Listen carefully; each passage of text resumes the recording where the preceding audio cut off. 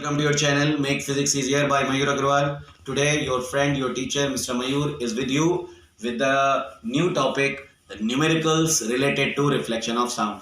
आज हम लोग बात करने वाले हैं echoes से related numericals को किस तरह से solve किया जाए. लास्ट तक भी ये वीडियो देखिएगा क्योंकि ICSE स्टूडेंट्स के लिए ये 3 मार्क्स आपको डेफिनेटली देगा. तो इसलिए अगर आपको उसका कॉन्सेप्ट क्लियर हो गया and it is one of the easiest part of numericals present in our syllabus. जितने न्यूमेरिकल्स हमारे सिलेबस में हैं उनमें सबसे आसान में से ये एक है. तो इसलिए हम लोग इस वीडियो को आप लास्ट तक देखिएगा और मैं कोशिश करूंगा कि आपको ये पूरा टॉपिक एक बार में समझ में आ जाए. A man standing 48 metre away from a wall fires a gun. तो सबसे पहले इस चीज को हम एक डायग्राम की हेल्प से दिखा लेते हैं. ये एक वॉल की पोजीशन है, ये वो पर्सन है. पर्सन और वॉल के बीच की जो डिस्टेंस है वो है 48 मीटर. तो अब अगर मैं बात करूं कि साउंड ने कितनी डिस्टेंस कवर की है, तो देखिए साउंड जो सोर्स है हमारा ऑब्जेक्ट पी, ये पहले जब साउंड प्रोड्यूस करेगा तो वो रिफ्लेक्टर यानी कि वॉल तक जाएगा और फिर रिफ्लेक्टर से वापस रिफ्लेक्ट होकर साउंड पर्सन तक जाएगा. इसका मतलब क्लियर है. Total distance covered by sound, जो टोटल डिस्टेंस कवर होगी साउंड से, covered by sound, that will become equal to 48 multiply by 2. 48 जाना और 48 वापस आना. So it will become 96 and speed of sound in air is given.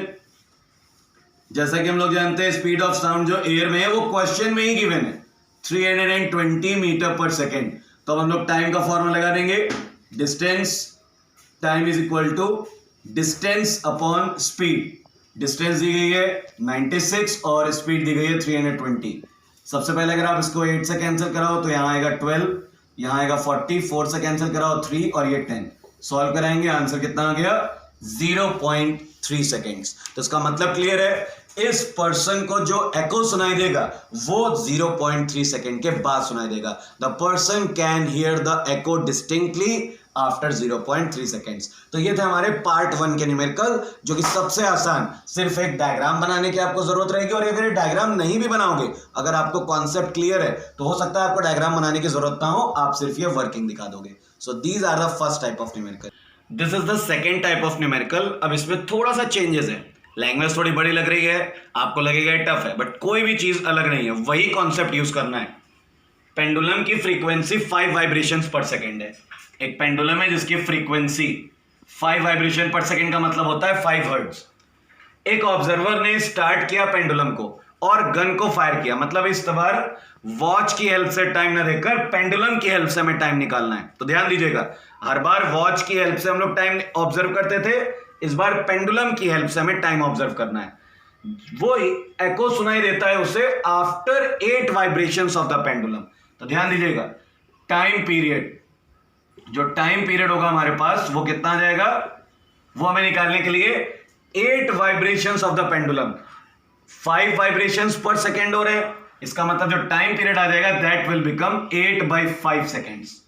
Observe करिएगा, 5 vibrations को complete होने में कितनी देर लग रही है, 1 सेकेंड. फ्रीक्वेंसी का ये मतलब होता है 5 vibrations are completing in 1 second और उसको जो एको सुनाई दिया गया है वो आफ्टर 8 वाइब्रेशंस. मतलब क्लियर है, जो टाइम पीरियड रहा उस इंसिडेंट का दैट विल बिकम 8/5 सेकेंड्स, जिसको हम लोग लिख सकते हैं, हम फ्रैक्शन में ही रहने देते हैं इसकी वैल्यू, वो हमारे लिए ज्यादा कन्वीनियंट रहेगा.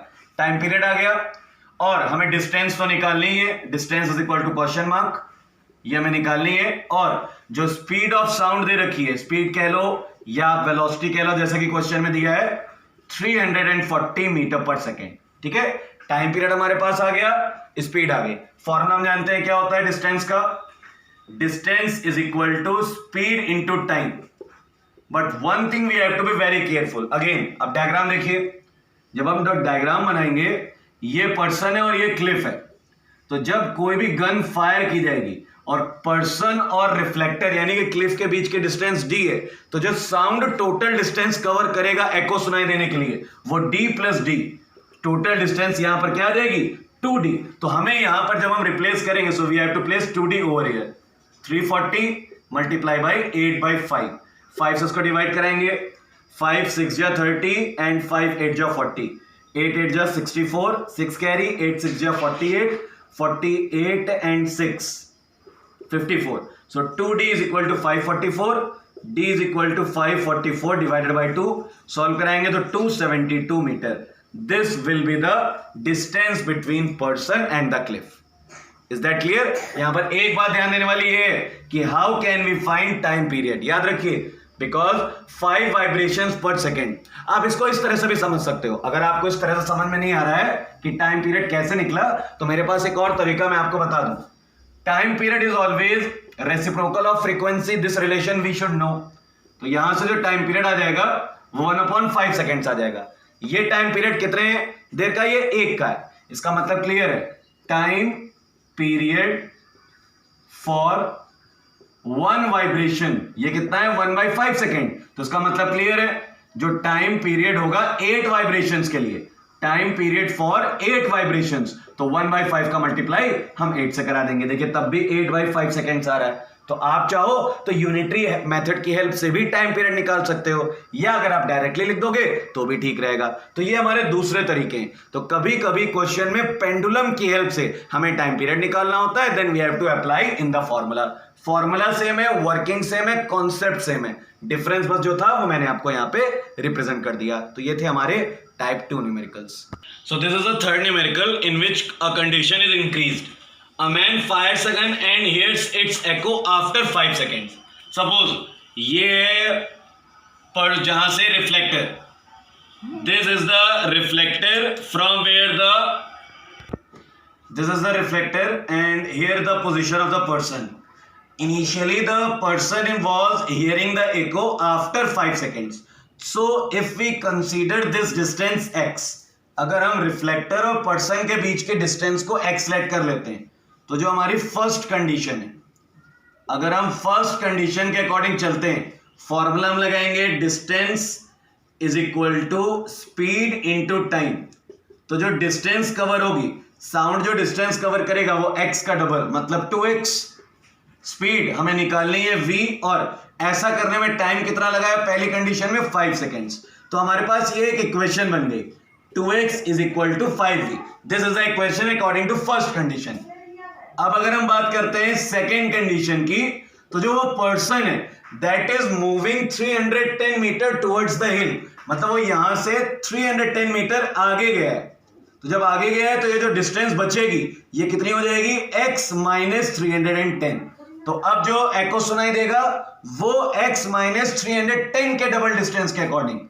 तो सेकेंड कंडीशन में फॉर्मूला तो सेम रहेगा, distance is equal to speed into time, लेकिन इस बार जब हम डिस्टेंस की वैल्यू रखेंगे 2x माइनस 310 और वेलोसिटी उसी तरह v, और इस बार टाइम कितना लग रहा है? इस बार टाइम लगा था, this time if he hears the echo after 3 seconds, यहां पर रख देंगे 3. तो यहां से अगर हम ध्यान दें तो x की वैल्यू कितनी आएगी? 5v/2. x की इस वैल्यू को यहां पर लगा के रख दीजिए आप, 5v/2 minus 310 is equal to 3v. Solve करेंगे, 2 का मल्टीप्लाई पहले से होगा 5v, माइनस 2 का मल्टीप्लाई इससे होगा 620 is equal to 3v. So 5v minus 3v is equal to 620, 2v is equal to 620. So the value for v will become 310 metre per second. It means the speed of sound will be 310 metre per second. तो ये condition थी. याद रखिए पहली condition में जो distance थी person और रिफ्लेक्टर के बीच वो x थी, इसलिए यहां पर हमने x का डबल किया है. लेकिन दूसरी कंडीशन में जब person 310 metre towards the hill आगे चला गया है, तो जो कम डिस्टेंस हो गई x माइनस 310, वहां पर उसका डबल किया गया. दोनों इक्वेशंस की हेल्प से v की वैल्यू निकाल ली गई. So these are the third type of numerical. और मैं आपको बता दूं, आपको इन्हीं 3 टाइप्स के न्यूमेरिकल एग्जाम में भी मिलेंगे. तो इनकी प्रैक्टिस करिए, रिवाइज करिए. If you will face any problem then you can ask. Thank you.